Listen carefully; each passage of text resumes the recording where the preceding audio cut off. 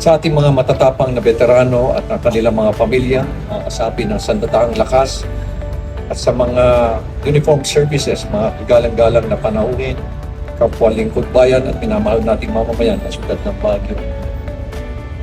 Today we gathered to commemorate the 81st Baguio Liberation Day, a defining moment in our city's history and the story of our nation. This occasion reminds us of the day when Baguio was freed from the grips of war, marking not only the end of suffering and destruction, but the beginning of hope, rebuilding, and renewed freedom.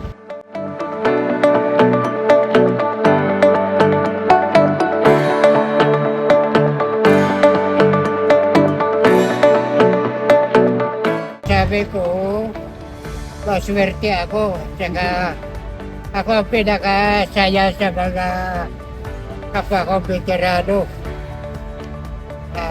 Sana haba pang buhay ko. Para ako ay may pagkakitig para sa kanila.